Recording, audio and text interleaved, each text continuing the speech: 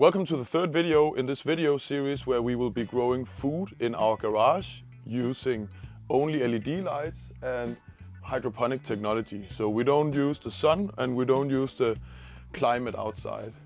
So I'm here in my garage growing some food and this is awesome, and I want to show you and document the journey what we are on so you can do the same.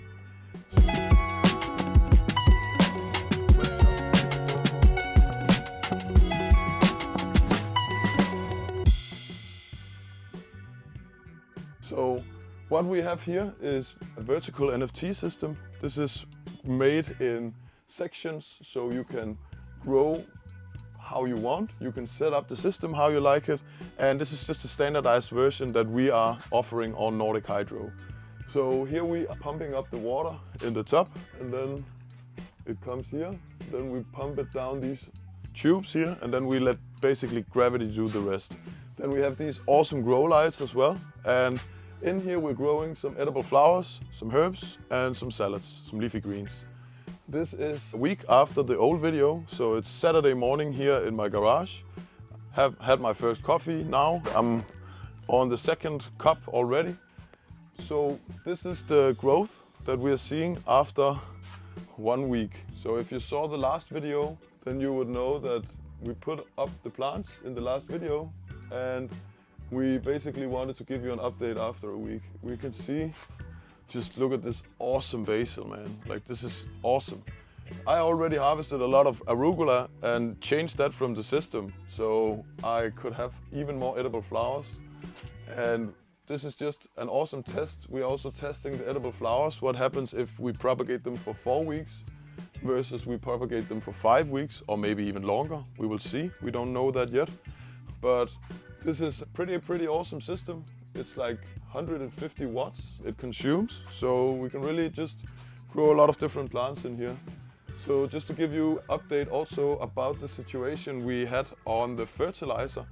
So last week I said use around 500 ppms. I think it's better that we use the EC values. So the EC values is basically, we had it on 1.2 EC. I saw that there was like leaves that were getting a little bit yellowing, and when this happens, it's an obvious sign of nutrient deficiency. So because of this, I added more nutrients to the mixture here. We still have not buffered the pH in the water. So right now we're running at a pH of around 7.5. So it's way too high. I want to get it down to at least 6. But now we added more nutrients, and what we will do next is also get the pH level down. So that's what happens, and that's the update since last week. So this is running a really nice system here.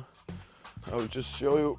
We get the water coming down from the bottom into the pipe here in the drainage pipe, and then I've put some bags because this comes with a small water tank to be able to ship it easily, but I like to put a bigger tank on it, and I don't want any of the water to hit any of the light, because if we get light inside of the water we get a lot of algae, so we don't want that. But we still want to have a nice big water tank, so I changed it with this one, and this is pretty good, I think. That's the update for this week. I'll just show you some close-up pictures of everything. And yeah, let's see how it goes. I'm gonna update you again at some point, probably within a week. And hopefully the plants have grown much more, and we will have maybe even some produce that we can use. Maybe we can sell it. Let's see. Thanks for watching. Have a nice time out there, and happy growing from the cold north in Denmark.